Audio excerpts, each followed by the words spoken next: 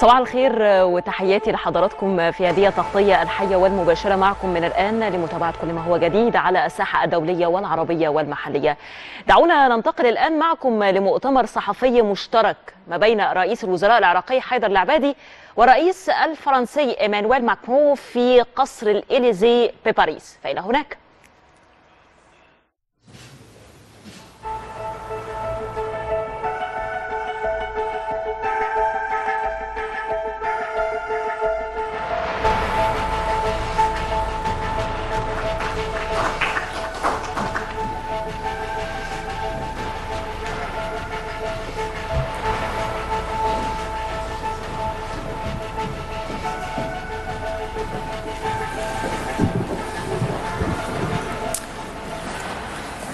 Bien, Monsieur le Premier ministre, Messieurs les ministres, Mesdames, Messieurs, je suis très heureux de recevoir aujourd'hui en visite officielle à Paris le Premier ministre de la République d'Irak, Monsieur Haïder Al-Abadi. ومثمرة وودية. هذه المحادثات سمحت بإرساء شراكة جديدة بين فرنسا والعراق، بلدان لديهما علاقات قديمة ووطيدة، وفي الماضي كانت لدينا تعاون مع العراق في مجالات مختلفة. فرنسا تابعت كل الاضطرابات التي شهدتها الشرق الأوسط في العقدين الماضيين، وحيث عانى العراق من الكثير من هذه الاضطرابات. نحن قمنا بتنديد بهذه أعمال العنف، ونحن الآن بطبيعة الحال شريكان ونفتح صفحة جديدة في هذه العلاقات الثنائية. أريد أن أشكر السيد رئيس الوزراء على حضوره اليوم في باريس في سياق ليس بالسهل في بغداد، حيث القوات العراقية سيطرت على الحويجة، والاستفتاء الذي أدى إلى بعض عدم اليقين، أوجه عدم اليقين بعد الاستفتاء، وأيضا وفاة رئيس السابق العراقي جلال الطالباني. وأنت هنا السيد رئيس الوزراء جئت مع وفد كبير برفقة العديد من الوزراء، وأنا أشكرهم جميعا. هذا يبين أهمية العلاقات الاستراتيجية بين بلدينا والشراكة التي نريد بناءها. العنصر الأول الأساسي بطبيعة الحال يكمن في مكافحة الإرهاب، ولقد كررنا على التزامنا التام في إطار التحالف من أجل مساعدة العراق لدحر داعش وجميع أشكال المنظمات الإرهابية. في الأسابيع والأشهر القادمة ستكون حاسمة من أجل الانتصار في هذه المعركة. اعتبارا من خريف 2014 تدخلت فرنسا في العراق في إطار متعدد الأطراف في إطار التحالف في قيادة الولايات المتحدة الأمريكية.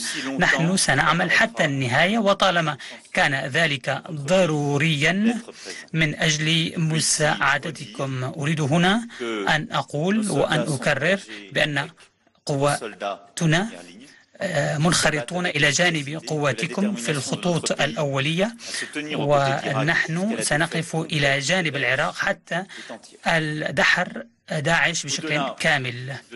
بالإضافة إلى التعاون العسكري الذي يشكل أولوية، هناك أيضا وتحدثنا عن انخراطنا في المنطقة، ولقد شرحت للسيد رئيس الوزراء إرادتنا في تعزيز مجموعة الاتصال، هذه المبادرة المتقدمة بشأن سوريا.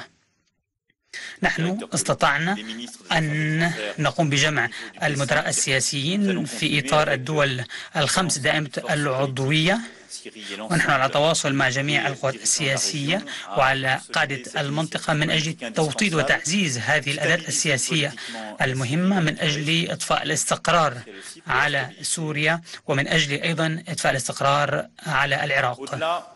بالإضافة إلى ذلك كله، لقد تحدثنا أيضا عن التحديات التي ينبغي مواجهتها في العراق، تحديات سياسية اقتصادية وقطاعية.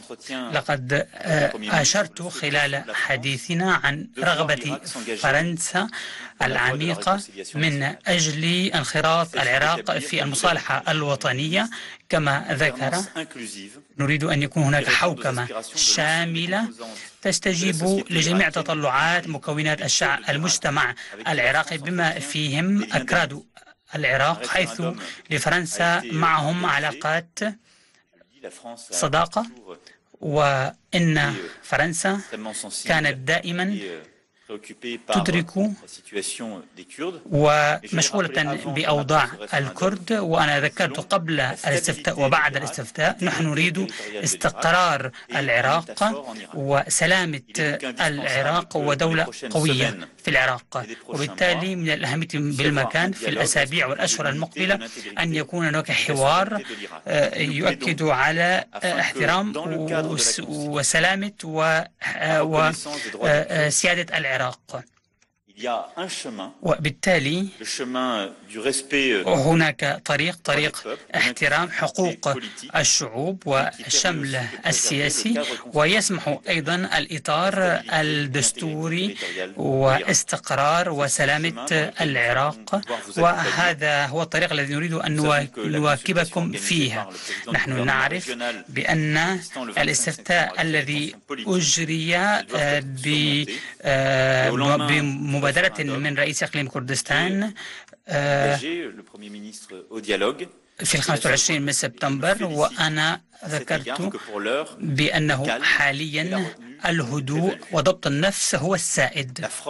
إن فرنسا هي مستعدة إذا كان القادة العراقيون جاهزين. فرنسا جاهزة للقيام بالوساطة من قبل الأمم المتحدة، ونحن هنا نشيد بجهود مبعوث الأمم المتحدة يانكوفيتس إلى العراق، ونحن مستعدين لمساعدته في الأسابيع والأشهر المقبلة. إن المصالحة الوطنية وإعادة البناء والاستقرار هي التي مش وحدها فقط من شأنها أن تؤدي إلى سلام شامل. ليس علينا فقط أن ننتهي من انتهاء الحرب ضد داعش، ولكن علينا أيضا أن نفوز بالسلام ونحقق السلام في العراق. وهذه هي المهمة التي تريد أن تشارك فيها فرنسا. لقد بينتم من خلال التزامكم أن تجعلوا من العراق بلدا للتسامح، وستكون فرنسا إلى جانبكم وتعزز مجراكم في هذا الطريق من أجل حماية الحريات الدينية والأقليات. وهذه الزيارة بعد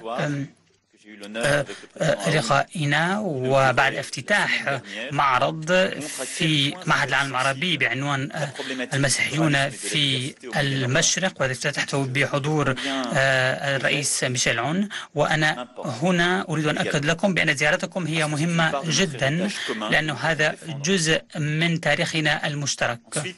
وبعد ذلك إن فرنسا ستقدم كل جهودها إلى العراق، كل جهود العراق من أجل مواجهة التحديات، ولذلك نحن نريد أن ننخرط بقوة في إطار الاستقرار وإعادة البناء والازدهار الاقتصادي لهذا البلد. ولذلك أنا أكدت للسيد رئيس الوزراء على إرادتنا لتقديم عام 2017 بحوالي 430 مليون يورو، وسيتم التوقيع على هذا الاتفاق بعد الظهر ليتخذ هذا الاتفاق شكلا نهائيا ورسميا. بالإضافة إلى هذا الالتزام القوي من قبل فرنسا، نحن أردنا أيضا أن نقوم ببعض الأنشطة قصيرة الأجل في مجال الصحة، نزع الألغام، وبالإضافة إلى أنشطة أخرى. ونحن نريد أيضا أن نعزز العلاقات الاقتصادية الثنائية بين البلدين. وبعد الظهر ستلتقون بعدة شركات فرنسية، ونحن نريد أن نضع إطارا لهذا التعاون وأن نقدم الضمانات المالية لمواكبة الشركات الفرنسية. وبالتالي من الآن وحتى نهاية هذا العام هذا الإطار الاقتصادي والمالي سيتم تعزيزه وتوطيده في إطار منتدى بغداد من أجل تحديد كل البنود في مجال الطاقة والدفاع والصناعات الغذائية الزراعية والزراعة حتى نستطيع أن نطور العلاقات الاقتصادية ونقوم بهيكليتها ومواكبة شركاتنا. كما ذكرت لي السيد رئيس الوزراء، ربما بعض شركاتنا اعتقدت بأن ربما العراق هي بلد حكر على بعض الشركات، ولكن هذا البلد في الواقع هو بلد صديق لكل شركاتنا. على كل الأطراف الاقتصادية الفاعلة يجب أن تساهم في هذا الأمر من أجل إعادة البناء والاقتصاد، ولا سيما في المجال الأغذية الزراعية والزراعية. نحن نريد أن نعزز سوق الصادرات في هذا المجال. بالإضافة إلى كل هذه القطاعات أريد أن يتم تعزيز العلاقات الثنائية في المجال الجامعي والثقافي، وإن هذا الاتفاق الذي تم التوقيع للتو يهدف إلى وضع إطار للتعاون قوي في مجال التعليم العالي. هذا التعاون المعزز من شأن أن يساهم إلى إعادة تأهيل جامعة الموصل، وهذا يشكل من وجهة نظرنا رمزا قويا. إن الموصل التي أصبحت دمارا بعد مرور تنظيم داعش على هذه المدينة أن تنهض من جديد. نحن سنواكبكم في هذا العمل، حيث نؤكد على التعاون الاقتصادي والأكاديمي في هذا المجال.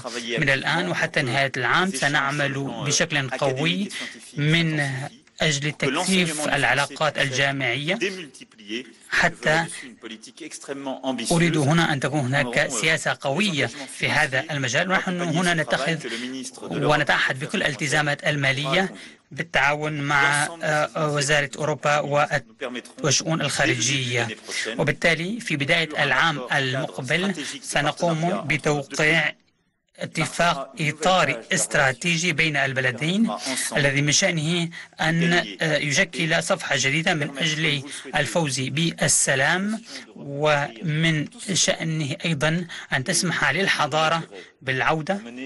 ونحن سنساعدكم في تحقيق هذه السياسة الطموحة، سياسة السلام والتعددية والتسامح. أشكركم على مجيئكم اليوم إلى باريس. بسم الله الرحمن الرحيم. سيد الرئيس ماكرون، أنا أشكرك كثيرا على توجيه هذه الدعوة. بسم الله الرحمن الرحيم. سيد الرئيس ماكرون، أنا أشكرك كثيرا على توجيه هذه الدعوة، وحضورنا في هذا الوقت إلى باريس يؤكد حرصنا واعتزازنا بالعلاقة الثنائية ما بين العراق وفرنسا. هذه العلاقة التي تطورت خلال السنوات أو الحقبة الأخيرة لعدة سنوات، واليوم احنا حريصين على أن نبني مثل هذه العلاقات في مختلف المجالات. العراق اليوم قصة نجاح في انتصاره على الإرهاب، ونريد أن نحافظ على وحدة بلدنا وتطور بلدنا. السيد الرئيس، النجاح الذي حققناه في تعاوننا لمحاربة داعش يجب أن نستمر في هذا التعاون من أجل بناء البلد، وأن يكون هناك استقرار وسلم في جميع العراق.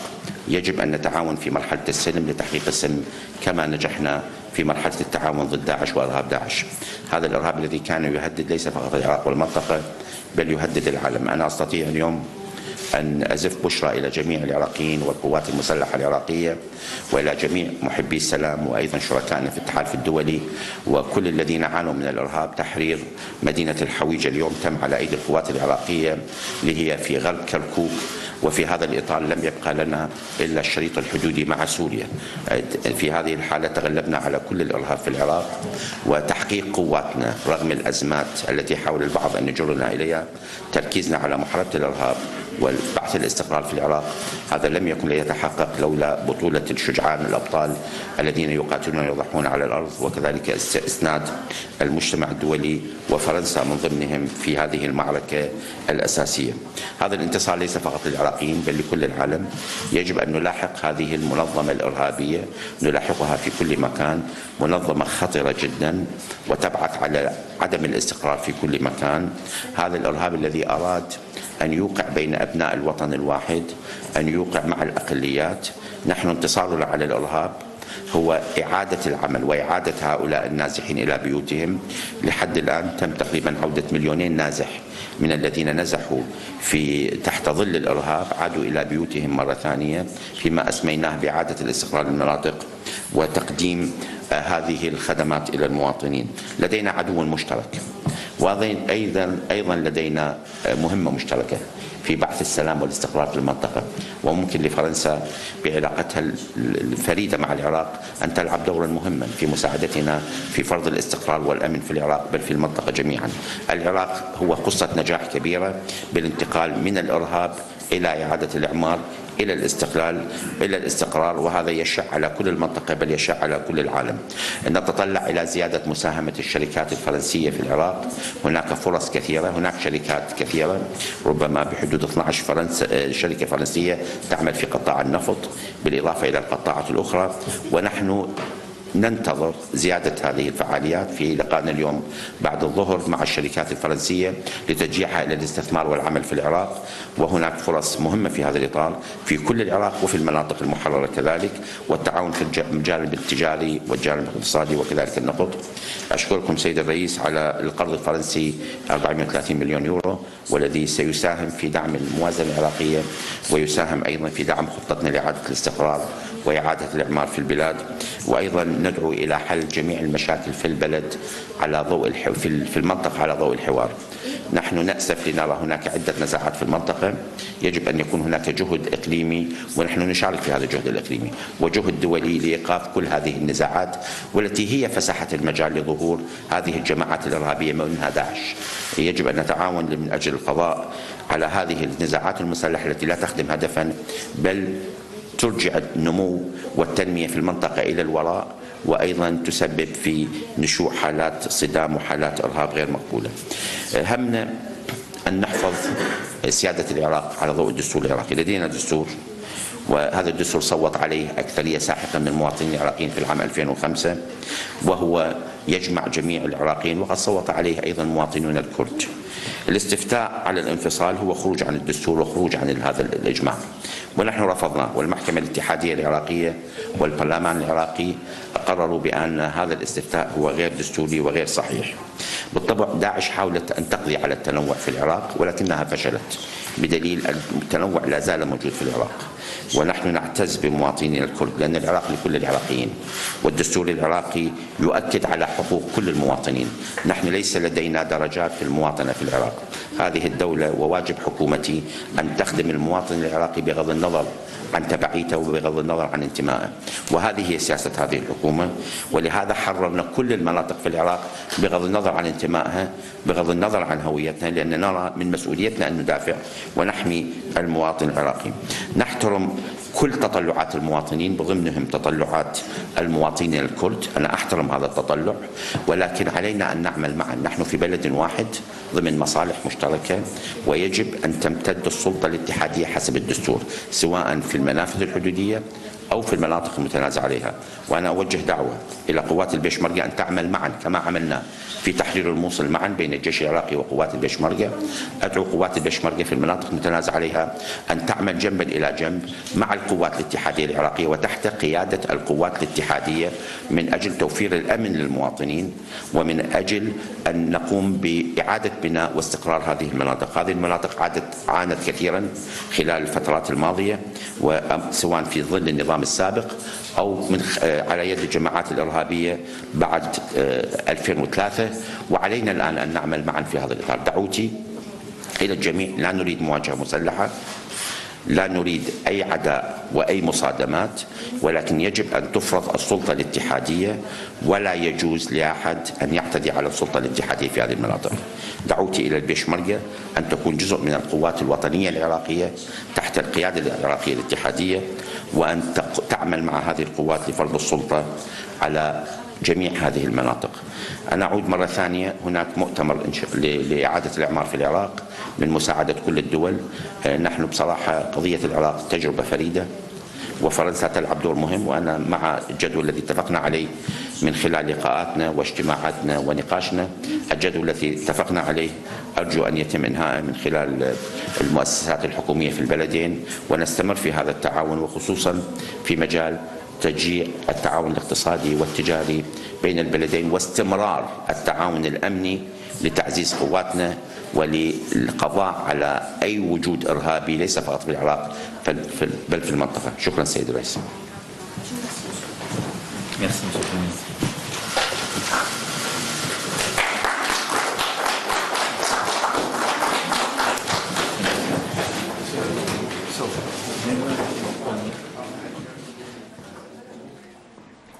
تابعنا مع حضراتكم هذا المؤتمر الصحفي المشترك ما بين رئيس الوزراء العراقي حيدر العبادي وكذلك الرئيس الفرنسي إيمانويل ماكرون في قصر الإليزيه، والذي بدأ الكلمة هو الرئيس الفرنسي والذي أشار وأكد بأن فرنسا والعراق لديهم العلاقات القديمة والتاريخية والوطيدة، وأننا نفتح صفحة جديدة في العلاقات الثنائية من خلال تلبية هذه الزيارة من قبل رئيس الوزراء العراقي حيدر العبادي.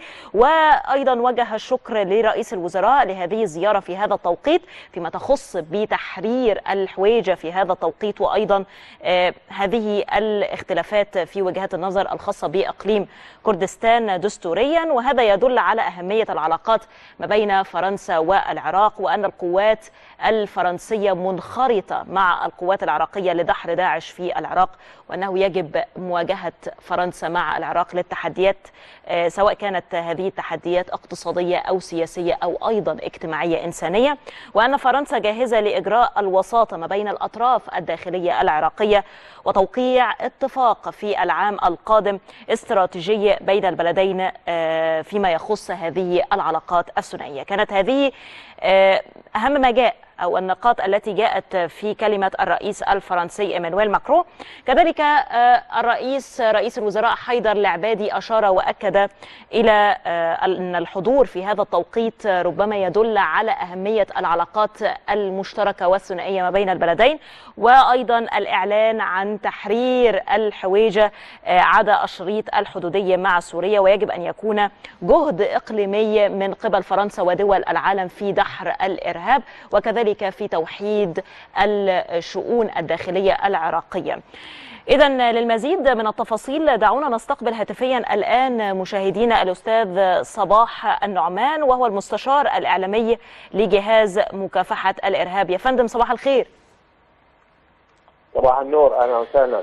دعني أبدأ معك من إعلان رئيس الوزراء العراقي حيدر العبادي في هذه الكلمة وفي هذا المؤتمر المشترك ما بينه وبين الرئيس الفرنسي بالإعلان عن تحرير الحويجة عدا الخط الحدودي مع سوريا.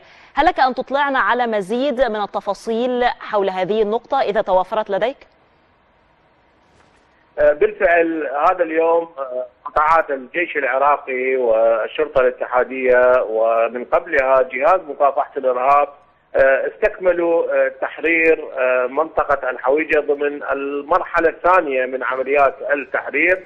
هذا اليوم دخلت قواتنا الأمنية إلى مركز قضاء الحويجة وقضت على التنظيم الإرهابي المتواجد في هذا القضاء المهم اللي حقيقة كان تحت سيطرة التنظيم الإرهابي، وكان يعتبر مركز قيادة عمليات التنظيم بعد الموصل، وكان يعتبر بأهمية مدينة الرقة السورية بالنسبة إلى التنظيم الإرهابي في العراق. وبعد فقدان الموصل تحولت كل العمليات الإرهابية ومصدر العمليات السيارات المفخخة والانتحاريين إلى قضاء الحويجة اللي كان تحت سيطرة التنظيم لأكثر من 3 سنوات. قواتنا الأمنية بعملية عزوم وبوقت قياسي استطاعت أن تطهر هذا القضاء. هذا اليوم دخلت قواتنا الأمنية والآن تجري عمليات التفتيش وملاحقة التنظيم الإرهابي خارج حدود هذا القضاء اللي حاولوا يفرون إلى الصحراء، لكن تتعقبهم قطاعاتنا الأمنية. لم يتبقى سوى ناحية الرياض وبعض القرى البسيطة، ونعلن تحرير مدينة كركوك كاملة من التنظيم الإرهابي، كما أعلنا تحرير محافظة صلاح الدين اللي قبل يومين قوات جهاز مكافحة الإرهاب حررت آخر منطقة من محافظة صلاح الدين التي تسمى منطقة الحراريات، وسيطرنا على سلسلة جبال مكحول وسلسلة جبال حمرين. ولم يتبقى في هذا القاطع سوى ناحية الرياض التي إن شاء الله سيتم تطهيرها خلال ساعات من هذه اللحظة. دائما السؤال الذي يطرح في تحرير أي منطقة في العراق هو سؤال ماذا بعد؟ يعني ماذا بعد الحويجة؟ هل هناك خطة سواء كانت هذه الخطة إعلامية أو كذلك طبعا عسكرية حربية سياسية حتى يتم مواجهة باقي المناطق بعينها؟ كل ما تفضلت به هو وارد، وهو موضوع لخطة قد تعلق الأمر بالنطاق والمسؤوليات، الخطة السياسية والخطة الاقتصادية وخطة عودة النازحين وخطة إعادة الإعمار وخطة مسك الأرض بعد تحريرها وخطة تحرير القطاعات الأمنية اللي تكمل محورها وتهيئتها إلى الواجب الآخر، الواجب الأخر. كل هذه الخطط هي موجودة وتم وضعها والإشراف عليها من قبل القائد العام للقوات المسلحة السيد رئيس الوزراء العبادي، وأيضا باشتراك القيادات الأمنية من جهاز مكافحة الإرهاب والجيش العراقي ووزارة الدفاع ووزارة الداخلية. كل الخطط هذه موضوعة. الآن نحن سنتجه ونتوجه لتحرير بقية المناطق خاصة أعالي الفرات لتطهير قضاء راوة والقائم التي هي آخر منطقتين يتواجد فيهم التنظيم الإرهابي. والأهم من ذلك هو التنسيق ما بين الجهود كما أشرت الآن سيد صباح النعمان المستشار الإعلامي لجهاز مكافحة الإرهاب. أنا بشكرك شكرا جزيلا على هذه التفاصيل. الآن كعادتي مستمر معكم ساعة جديدة سأكون معكم فيها، ولكن بعد هذا الفاصل الإخباري من موجز الأخبار والزميلة شيماء خاطر، وأعود إليكم من جديد لاستكمال هذه المتابعة الحية لآخر الأخبار سواء كانت الدولية أو المحلية أو العربية. دائما ابقوا معنا.